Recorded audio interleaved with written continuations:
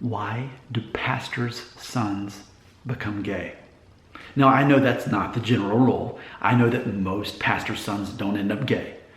But I do recognize that it happens enough that this video is going to end up being popular over time. There's going to be enough people searching this on YouTube to end up finding this. I have known more than one pastor's son who is gay. How could that be? Especially where I'm from in the South, and where Baptist is the most prominent religion, and people have this tendency of really demonizing homosexuality. Meanwhile, they won't do the same thing for gossip. They won't do the same thing for premarital sex. They won't do the same thing for greed in general. When you have the ability to help another person and you choose not to, especially with your money. So I have seen that trend. I know the culture of America and how that happens. That especially within Christian circles, homosexuality is demonized, but the other stuff is not. Only the stuff that doesn't apply to the person is what becomes the thing they focus on. And it's easy to focus on homosexuality because it doesn't affect most of us. It affects a minority of people. So therefore, it's naturally the thing that people are going to demonize the most. So imagine that you are a pastor's son. You may not be the only son in the family, but here's what your life is like. Your life is a situation where you live in a bubble. As far as what I mean by that is a glass bubble where everyone can see you all the time. Everyone's watching you. Not only do you have your father, whose career it is ultimately to prove that he's living a good life and raising his family that way, but then also even people who may not even be involved in the church think, oh, his dad's a preacher, his dad's a pastor, so if he does anything that seems wrong, if I hear him saying a cuss word or I see him at the party and I see him drinking a beer, oh man, I'm going to expose him for the hypocrite he is. So I think what happens is pastors' sons end up in this situation where there's a lot more pressure to be good. And remember, I don't believe that there are good or bad people. I believe people exist and we make good or bad decisions, and ultimately we're all sinful and we need to be saved by Christ. That's what I believe. But I think pastors' sons have so much pressure to be good and to not do bad things, because ultimately it's going to get back to their dad. If their dad hears about it, well, ultimately, let's be honest, it puts pressure on his career. It does. If it's known that his son is cursing and drinking and whatever else he's doing that's not seen as perfect, or whatever he put on Instagram or Facebook that's not something that the whole church would be okay with, whatever it is, he doesn't have that freedom.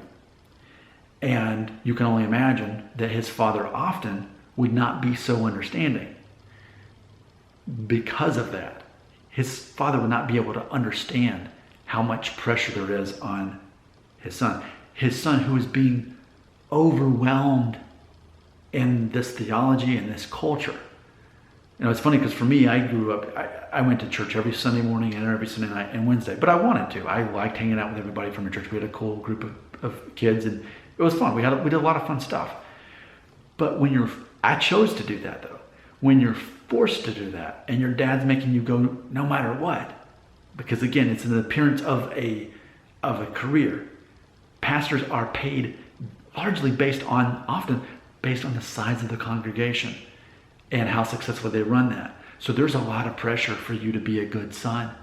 And so what happens is you live in this complex where you know all about Jesus. You know all about eternal life. You know all about the sin nature and all of this stuff. You know very clearly what's labeled good and bad in the world. And you have less freedom to make mistakes.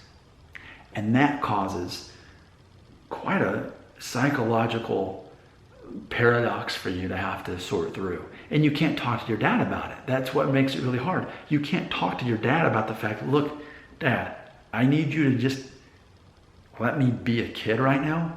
I know I'm making some mistakes right now, but I just don't think that you have. I remember my own dad, who was not a church pastor. I remember when I was in junior high, and I remember overhearing a conversation. He thought I was asleep with my mom. Let me say that again. I was asleep. He was having a conversation with my mom in the other room, and I heard it. And they were worried about something I was doing.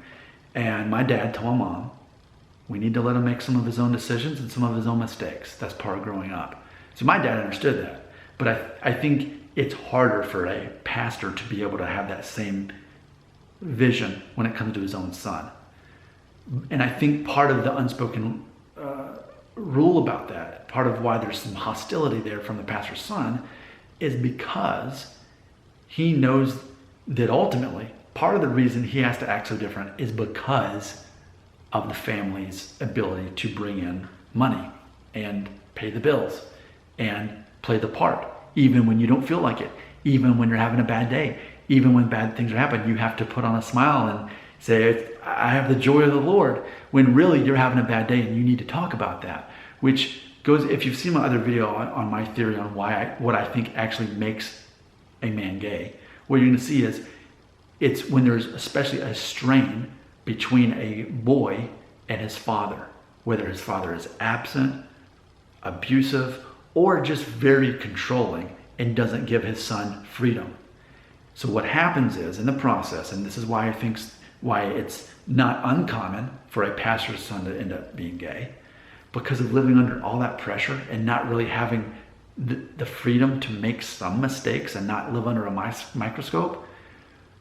And he still needs that relationship with his father, but ultimately his father acts more like the pastor of a church than his own father would.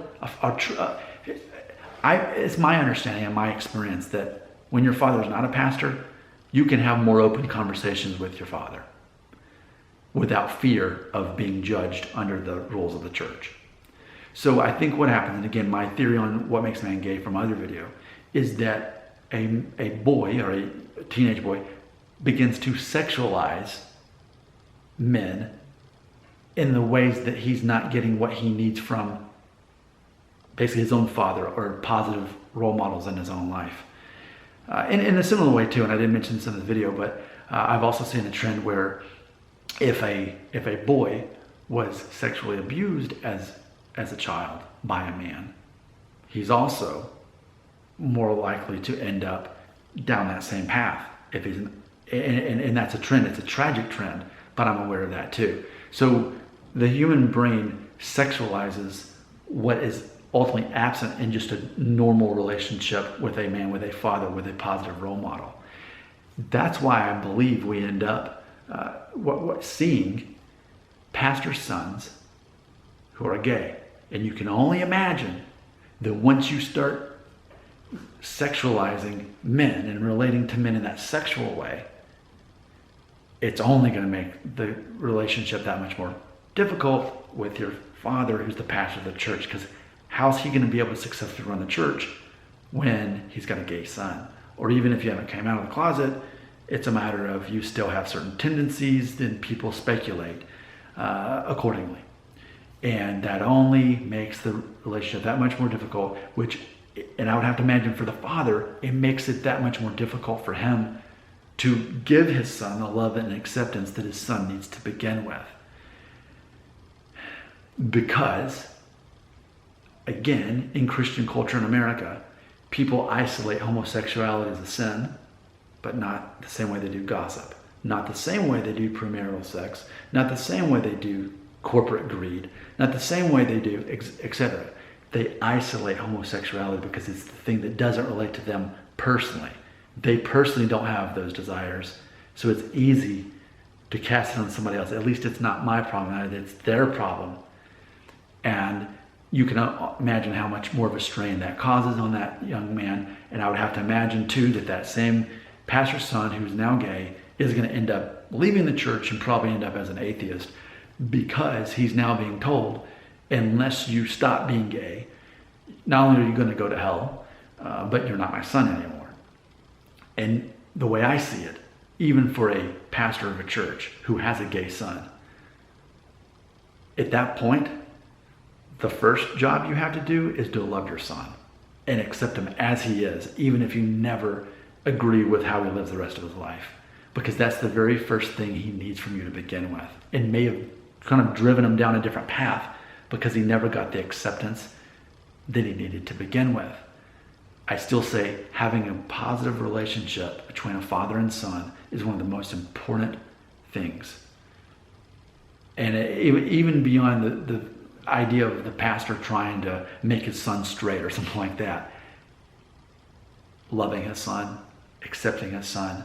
In the same way, if he had a daughter that was living with her boyfriend, in the same way, if he had another daughter or another son who gossiped about everybody and on social media were gossiping and talking about other people, and then telling what they saw on social media or whatever it is like that. All these things that we turn a blind. That's okay, because at least we're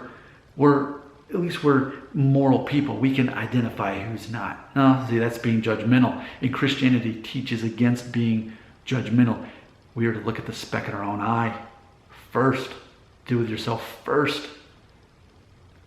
And to me, it's just very simple. That's how pastors end up with having gay sons. Now listen, if I'm wrong, I'm the first to say, okay, I'm wrong. But I don't think so. I think enough people will watch this video and actually say, man, Nick, you called it. You accurately described what it was like for me as a pastor's son, and ultimately kind of what caused me to disassociate from what was going on there and look for acceptance and love from other men in other ways, because I wasn't getting it where I was. I think in reality, if we're being honest, that's what's going to happen in the long run with this video. I think that I'm looking at fundamentally what's actually causing this situation, because so many gay men have strained relationships with their father, or men in general, from when they were a child growing up. And I don't think it's a coincidence that pastors end up having gay sons, because ultimately it's a strained or broken relationship as the father has to keep up his career in the church. Your thoughts and comments belong right here.